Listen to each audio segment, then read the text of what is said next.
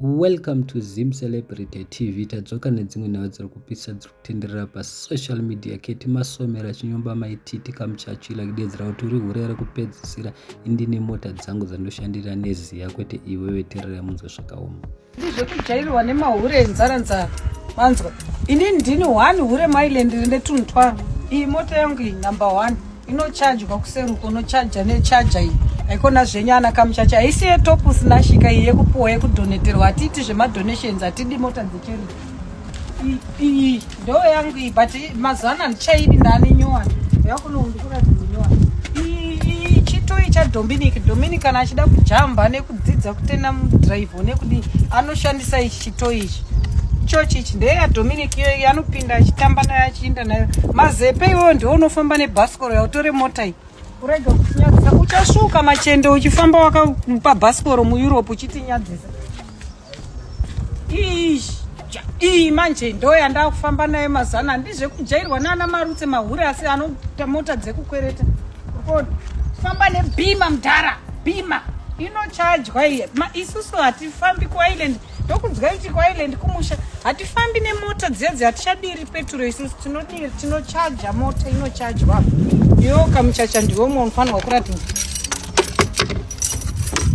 unotora charger yako ishi charger yangu ishi charger iyi ndo charger mota yangu pamagetsi murikuona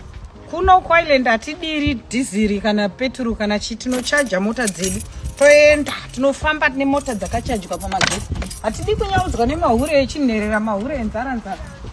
uya uchitiganzira nekahonda fiti kawakapuwa netopu zinazvo dzisi dzekupuwa kaisi isusu tinofamba tiri mutefetefe marutsewo tinomboti iwe pinda mumota yangu drive ndakuratidza iyi ndo mota yangu indo yanda kudhila nayo mazano ndakuita zvebmw handifambi nesvikoro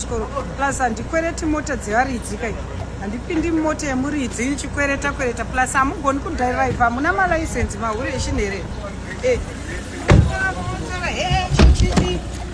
chichi kudhiraivha kwacho chaiko hamugoni kumutsa mota hamugoni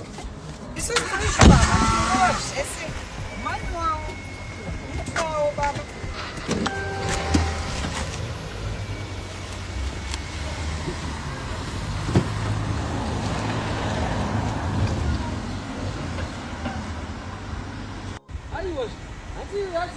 mota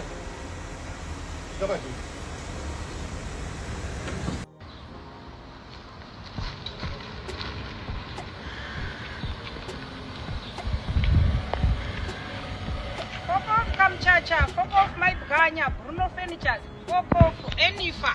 fuck off Marutse, fuck off Matangende Mkongo nyini mdidi yenyu mese.